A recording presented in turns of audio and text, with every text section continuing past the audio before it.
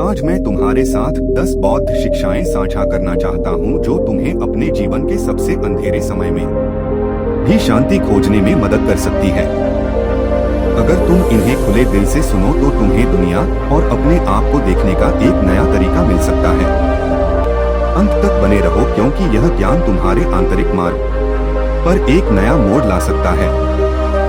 यदि तुम इस तरह की सामग्री पसंद करते हो तो सब्सक्राइब करो और बेल आइकन दबाओ ताकि कोई वीडियो मिस ना हो। मेरे साथ रहने के लिए धन्यवाद। चलो शुरू करते हैं। पहली शिक्षा हमें याद दिलाती है कि सब कुछ बदलता है और कुछ भी स्थायी नहीं है। आज जो दर्द तुम महसूस कर रहे हो वह अनंत जैसा लग सकता है और खुशी के पल हमेशा के लिए टिकते हुए प्रतीत हो सकते हैं। लेकिन सब अस्थायी है, भावनाएं चाहे दुख, चिंता या खुशी हो। आकाश में बादलों की तरह आती जाती है। जीवन लगातार गति में है और इसे रोकने की कोशिश करना ऐसे है जैसे हाथों से पानी पकड़ने की कोशिश करना। जब तुम कठिन समय से गुजर रहे हो तो उसके खिलाफ लड़ो मत। महसूस करो, स्वीकार करो और उसे बहने दो। एक ज्ञानी ने अपने शिष्य से कहा जो रो रहा था, जो तुम महसूस कर रहे हो वह तब चले जाएगा जब तुम विरोध करना छोड़ दोगे और बस देखोगे। यह शिक्षा तुम्हें दर्द को अनदेखा करने के लिए नहीं कहती बल्कि यह याद दिलाती है कि तुम अपनी भावनाएं नहीं हो बल्कि वह चेतना हो जो उन्हें देखती है। बिना आसक्ति के ऐसा करने पर वे खुल जाती है। हर भावना एक आगंतुक है, उसे आने दो और जाने दो। चुपचाप मंत्र दोहराओ, यह भी गुजर जाएगा। दूसरी शिक्षा हमें आसक्ति के बारे में बताती है जो मानव पीड़ा का मूल कारण है। हमें जो हम प्यार करते हैं उसे खोना दुख देता है, लेकिन इससे भी अधिक दुख तब होता है जब हम यह भ्रम पालते हैं कि कुछ हमेशा रहेगा।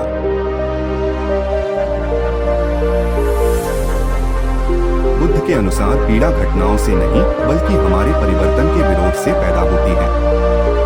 हम चाहते हैं कि लोग स्थायी रहे, परिस्थितियां जैसी हैं वैसी ही रहे और जीवन हमारी अपेक्षाओं के अनुसार चले, लेकिन प्यार का मतलब आसक्ति नहीं है। आसक्ति डर से पैदा होती है। अकेले रहने का डर, खोने का डर, खालीपन का सामना करने का डर, और उसी डर से हम पीड़ा महसूस करते हैं। एक साधु ने गलती से अपनी प्यारी प्याली तोड़ दी। जब उसने यह अपने गुरु को बताया तो गुरु ने कहा तुमने प्याली को नहीं बल्कि इस भ्रम को प्यार किया कि वह हमेशा तुम्हारे साथ रहेगी। असंगति कोई उदासीनता नहीं है बल्कि बिना डर नियंत्रण या स्वामित्व के प्यार करने की क्षमता है। इसका मतलब है यह समझना कि जीवन में सब कुछ एक चक्र पूरा करता है और छोड़ना खोना नहीं बल्कि स्वतंत्रता है। खुद से पूछो तुम किस चीज को खोने के डर से पकड़कर रख रहे हो और अगर तुम इसे छोड़ दो तो कितनी आजादी मिलेगी।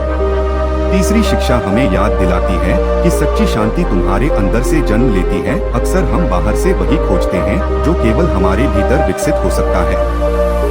पैसा, सफलता, पहचान या प्यार, यह मानकर कि इससे हमें शांति मिलेगी। लेकिन अगर तुम्हारे अंदर शांति नहीं है तो कोई बाहरी उपलब्धि तुम्हें पूरा नहीं कर सकती। बौद्ध धर्म स्पष्ट रूप से सिखाता है कि तुम्हारी आंतरिक दुनिया तुम्हारी बाहरी दुनिया को आकार देती है। शांति को पाया नहीं जाता, इसे विकसित किया जाता है और इसके लिए चुप्पी, उपस्थिति और आत्मज्ञान की आवश्यकता होती है।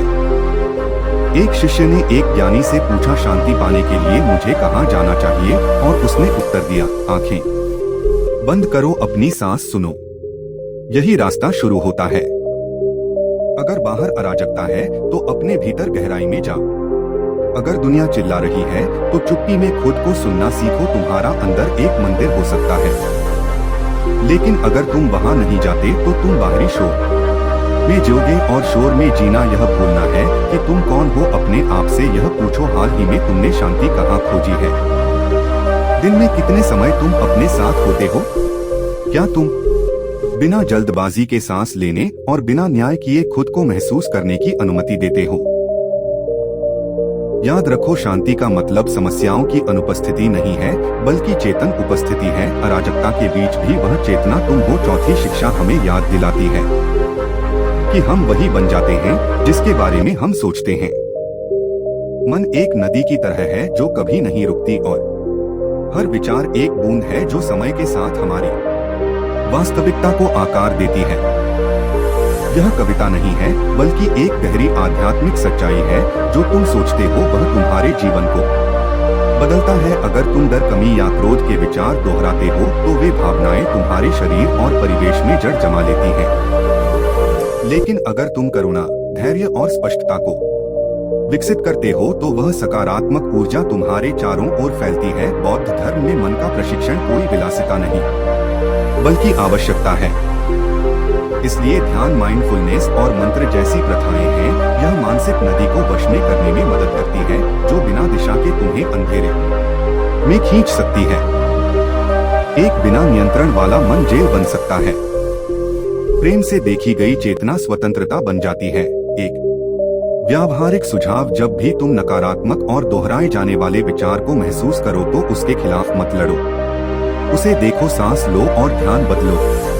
खुद से पूछो, क्या यह विचार मुझे वह व्यक्ति बनने में मदद करता है जो मैं बनना चाहता हूँ? अगर जवाब नहीं है तो ऐसा विचार चुनो जो मदद करे। यह तुरंत तुम्हारा जीवन बदल नहीं देगा, लेकिन यह तुम्हारे देखने के तरीके को बदलेगा।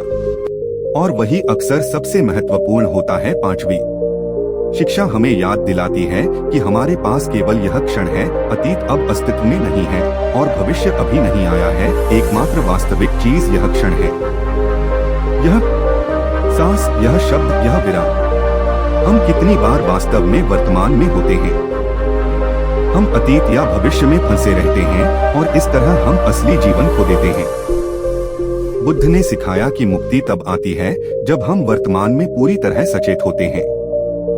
इसका मतलब अतीत की अनदेखी करना या भविष्य की योजना न बनाना नहीं है, बल्कि उनसे जीना छोड़ देना है। वर्तमान में होना मानसिक दौड़ को रोकना है।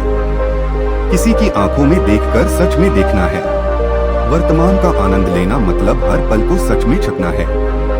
ध्यान से खाना चलते समय अपने पैरों का जमीन से संपर्क महसूस करना, सांस लेना और यह महसूस करना कि तुम जीवित हो।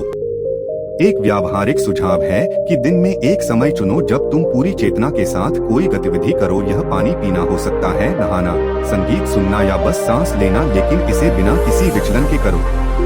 यही गति में ध्यान है, वर्तमान में लौटना। और जब तुम पूरी तरह से वर्तमान में होते हो तो तुम कुछ अद्भुत खोजते हो। वहाँ चिंता नहीं होती, केवल जीवन जैसा है वैसा ही। छठी शिक्षा हमें याद दिलाती है कि सभी प्राणी वही चाहते हैं, खुश रहना। सबसे कठिन, सबसे कठोर या सबसे जख्मी व्यक्ति भी अंदर से शांति और सुख की खोज करता है। हो सकता है कि वह इसे व्यक्त करना ना जानता हो और उसके कदम इसे दर्शाए ना, लेकिन हर क्रिया के पीछे, चाहे वह कितनी भी असहज क्यों ना लगे, कल्याण की आकांक्षा छुपी होती है। इसे समझना हमें निर्णय करना छोड़ने और करुणा से देखने में मदद करता है। करुणा अन्याय को सही नहीं ठहराती, लेकिन यह हमें हर कर्म के पीछे के दर्द को समझने में मदद करती है। क्या तुम्हें किसी को माफ करना मुश्किल लगता है? सोचो कि उस व्यक्ति के भीतर क्या खालीपन था। वह क्या मांगना या देना नहीं जानता था। इसका मतलब दुरुपयोग की अनुमति देना नहीं, बल्कि अपने मन को क्रोध से मुक्त करना और अपनी आत्मा की रक्षा करना है। एक व्यावहारिक सुझाव: अगली बार जब कोई तुम्हें चिढ़ाए तो एक क्षण रुके और आंतरिक रूप से दोहराए, यह प्राणी मेरे समान केवल खुश होना चाहता है। तुम उसकी क्रिया को स्वीकार नहीं कर रहे, बस उसके परे देखना चुन रहे हो, और वही करुणामय दृष्टि तुम्हारी दुनिया को भीतर से बदल देती है। सातवीं शिक्षा हमें याद दिलाती है कि हम अपने मन के जिम्मेदार हैं। हम सब कुछ नियंत्रित नहीं कर सकते, लेकिन हम यह तय कर सकते हैं कि कैसे प्रतिक्रिया देंगे, और यह चुनाव हमारे मन से शुरू होता है। बुद्ध ने आसान जीवन का वादा नहीं किया, बल्कि यह सिखाया कि मन की देखभाल स्वतंत्रता की ओर पहला कदम है। नकारात्मक विचार होने के लिए तुम दोषी नहीं हो, हम सब में हैं। कुंजी यह है कि तुम उन्हें कैसे संभालते हो। या तो उन्हें बिना सवाल किए सच मानो, उन्हें दोहराओ जब तक वे तुम्हारी सच्चाई ना बन जाएं, या उन्हें देखो बिना यह अनुमति दिए कि वे तुम्हें परिभाषित करें। अपने मन की कल्पना एक घर की तरह करो। विचार आगंतुक हैं। तुम तय करते हो कि किसे रहना है और किसे जाने के लिए कहना है। एक व्यावहारिक सुझाव: जब कोई विचार तुम्हें असुविधा दे उसे लिखो और पढ़ो, जैसे वह किसी और का हो। पूछो, क्या यह विचार मुझे मदद करता है या सीमित करता है? क्या यह वास्तविक है या सिर्फ तर्क का बहाना बनाकर डर है? याद रखो, तुम अपने विचार नहीं हो, तुम वही हो जो उन्हें देखता है, और वही चेतना तुम्हारी सबसे बड़ी शक्ति है। 8वीं शिक्षा हमें आभार की परिवर्तनकारी शक्ति के बारे में बताती है। बौद्ध धर्म के दिल में मौन के अलावा जीवन को देखने का एक पवित्र तरीका है। सचेत आभार यह केवल आदत से धन्यवाद देने या खाली शब्द दोहराने का विषय नहीं है, बल्कि आवश्यक चीजों को पहचानने का है।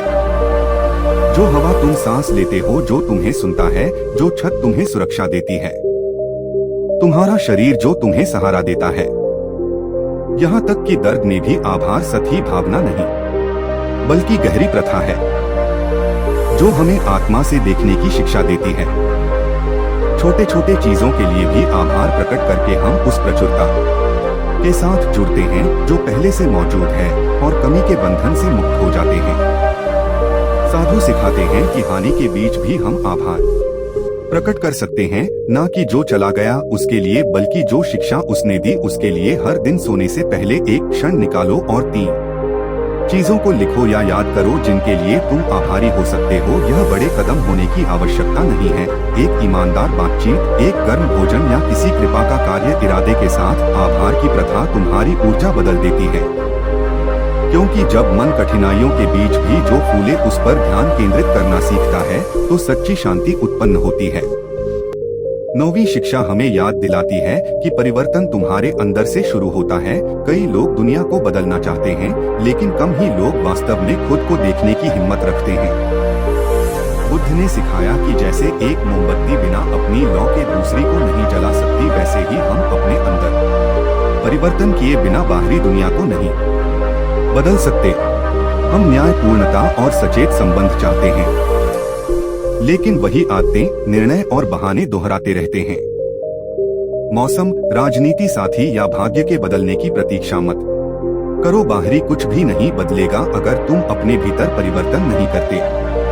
एक गुरु ने अपने शिष्य को, जो हमेशा शिकायत करता था, एक आईना दिया और कहा, जब तुम कुछ अलग देखना चाहो तो खुद को अलग देखो।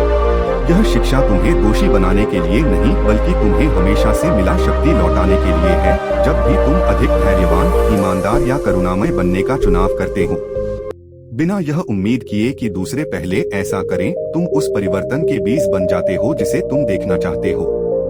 एक व्यावहारिक सुझाव, एक पैटर्न पहचानो जिसे तुम दोहराते हो, शिकायत, विचार या प्रतिक्रिया, और उसे सचेत रूप से कुछ ऊंचा में बदलो। इसे 7 दिन करो, दूसरों को प्रभावित करने के लिए नहीं, बल्कि अपनी वृद्धि का सम्मान करने के लिए। याद रखो, जब तुम संभावित का उदाहरण बनते हो तब दुनिया बदलती है। 10वीं और अंतिम शिक्षा हमें अपनी खुद की दीपक बनने का निमंत्रण देती है। यह बुद्ध के अंतिम शब्द थे, अपनी खुद की दीपक बनो।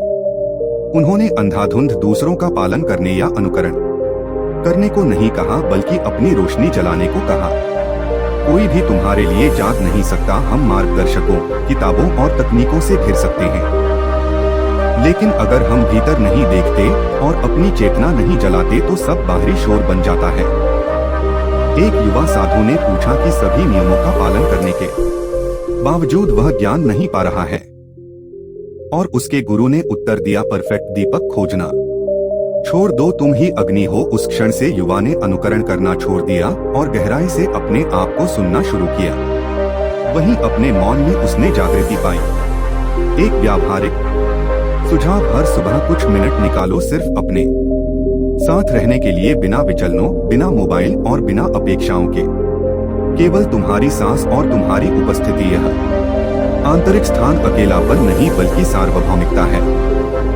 जब तुम अपनी खुद की दीपक बनते हो तो तुम्हें अनुमोदन की आवश्यकता नहीं होती। तुम्हारी आत्मा कंपास बन जाती है, तुम्हारी सच्चाई मार्ग बन जाती है, और तुम्हारा जीवन दूसरों के लिए प्रकाश स्तंभ। खुश रहना मतलब सब कुछ पूर्ण होना नहीं, बल्कि चेतना, करुणा और उपस्थिति के साथ जीवन जीना है। यहाँ तक कि अपूर्णता में भी बौद्ध धर्म सिखाता है कि सच्ची खुशी हमारे आसपास की चीजों पर निर्भर नहीं करती, बल्कि इस पर कि हम जो अनुभव करते हैं उससे कैसे संबंध रखते हैं। यदि इनमें से कोई भी शिक्षा तुम्हारे साथ गूंजती है तो इसे टिप्पणियों में लिखो। इसे शब्दों में रखना, इसे जीवन में शामिल करने का पहला कदम है। और अगर तुम किसी को जानते हो जो कठिन समय से गुजर रहा है तो यह वीडियो साझा करो, यह उसके लिए आवश्यक प्रकाश हो सकता है। सब्सक्राइब करना ना भूलो और बेल आइकन दबाओ। हर हफ्ते हम व्यावहारिक आध्यात्मिक ज्ञान साझा करते हैं जो भीतर से बदलता है। सच्ची खुशी पीछा नहीं की जाती, इसे याद किया जाता है, विकसित किया जाता है, सांस में महसूस किया जाता है और अराजकता के बीच भी तुम खेल सकते हो। अगले वीडियो में मिलते हैं। धन्यवाद।